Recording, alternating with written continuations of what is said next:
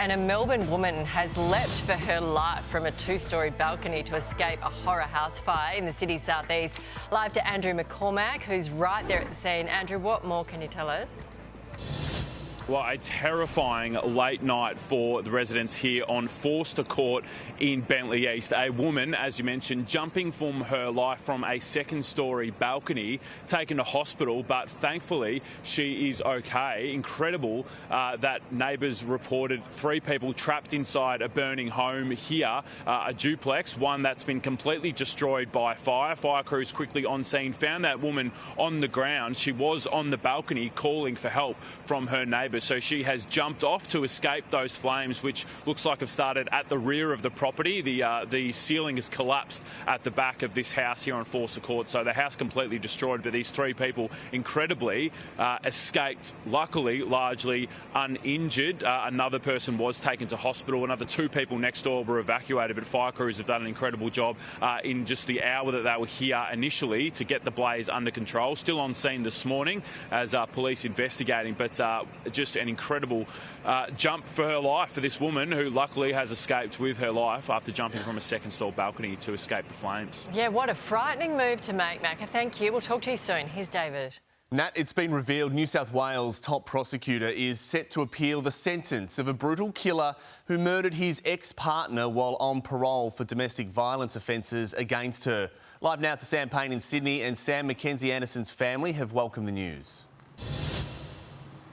Yeah, good morning, David. That's right, because they believe the current sentence is a punishment that doesn't fit the crime. Now, Mackenzie Anderson was stabbed 78 times in less than 3 minutes by her former partner, Tyrone Thompson, in her Newcastle apartment. Thompson was on parole for domestic violence offences against Mackenzie when he killed her. He was sentenced to 22 years and 6 months, but accounting for time served, it means that he could actually get out before the age of 40, something that didn't sit well with the Anderson family or the DPP. And it's understood now that the state's leading prosecuting Sally Dowling, SC, will now push for more time behind bars, something more in line with moral and community standards, and hopefully, David, bring peace to a family that lost their daughter.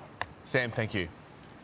Let's get more news now. Here's Mon. Nat, thank you. Good morning. A mushroom expert has given bombshell evidence that death cap mushrooms were not found in a sample leftovers from the lethal lunch allegedly cooked by accused triple murderer Erin Patterson.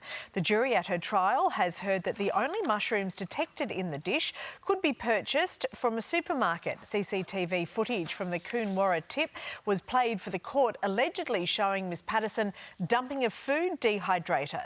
The 50-year-old has pleaded not guilty to all charges, with the trial set to continue today. Queensland is looking down the barrel of some more unseasonable wet weather expected to last well into the next week. Let's go live to Georgia Costi now. Now, Georgia, staying dry won't be easy. What can we expect? No, Mon, it won't. It's already been a wet start to the day here on the Gold Coast this morning, and that has been the case since about halfway through last week. So we are getting a little bit sick of it, to be honest, but sadly there is still more on the way. Overnight, a heavy rain band made its way over our coastal areas, and although today we will see some little pockets of sunshine, it is still going to be pretty wet. Several suburbs on the Gold Coast can expect 35 millimetres of rain today alone. It's a bit less in Brisbane, 15 millimetres, but that's city is on track to beat its rainfall record for normal rain at this time of year. And Mon, unfortunately, the reason for all this rain is that it's a slow-moving high-pressure system. Emphasis on slow-moving. This does mean that it's going to stick around until at least Sunday.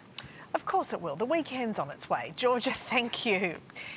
A 19-year-old driver has dodged death, pulled from the wreckage of a shocking car crash in Sydney's west overnight. It happened just before 11 o'clock, the car hitting a parked vehicle before a tree, then a pole, bringing down a power line. The teenager suffered minor injuries and was taken to hospital for treatment and mandatory testing. Prime Minister Anthony Albanese has travelled to Jakarta for his first overseas trip since winning the election. He's meeting with the Indonesian president for significant talks against the backdrop of escalating global tensions. And Isabel Mullen is travelling with the PM.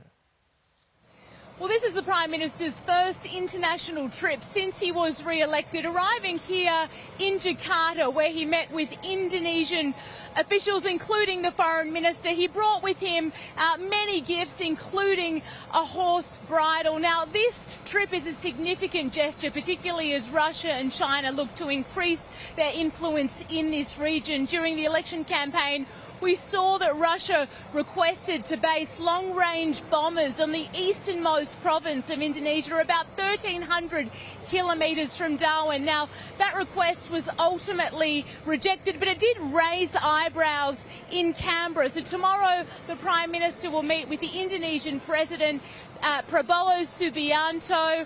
It will be an important opportunity to discuss trade, but significantly an opportunity for the Prime Minister to work on one of our most significant strategic allies. Isabel Mullen there, travelling with the PM. Well, the South Australian government is warning residents about rogue tradies in a new advertising campaign. Consumer and Business Affairs says that there's been a surge in complaints from people being scammed or overcharged. The main targets are the elderly and the more vulnerable. Residents are being urged to get 3 quotes before committing to any work. Queensland's Deputy Premier has doubled down on plans to rename the Cross River Rail to the Elizabeth Line in honour of the late monarch. Live to Georgie Chumley now, who's in Brisbane. Now, Georgie, the move isn't without opposition.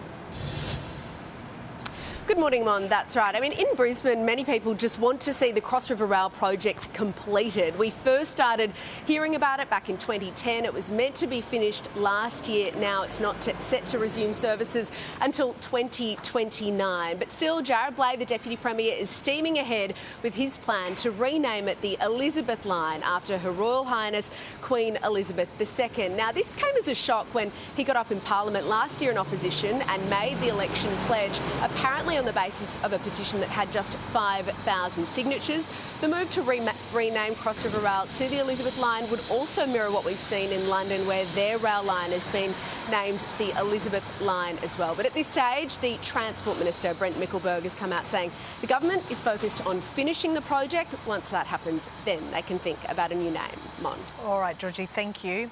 Food workers at one of our largest baking companies are in the midst of a 48-hour strike, walking off the job to fight for better pay. Allied Pinnacle workers have stopped baking iconic treasures such as the Coles mud cake until they are met with a 15% pay increase over 3 years. The company supplies various products to major chains like Coles, Woolworths and Baker's Delight.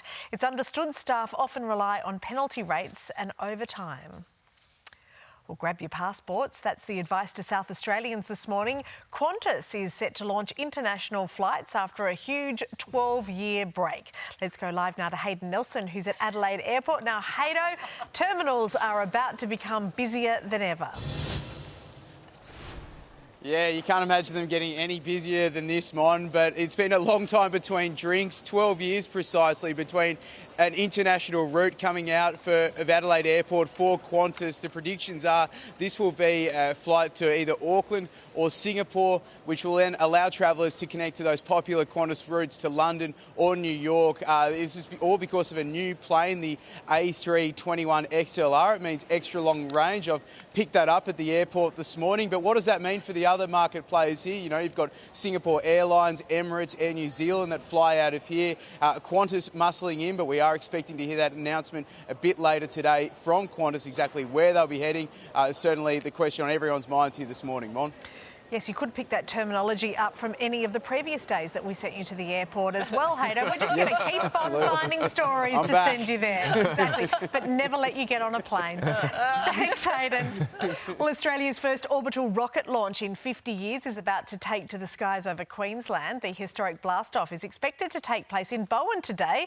The Eris-1 orbital rocket, which is designed by Gilmour Space, was built to compete with the SpaceX and can reach an orbit of 200 kilometres. Coastal gusts are being monitored closely this morning to ensure a smooth takeoff. The rocket can hold around 300 kilograms, but today we'll be taking a camera and a jar of Vegemite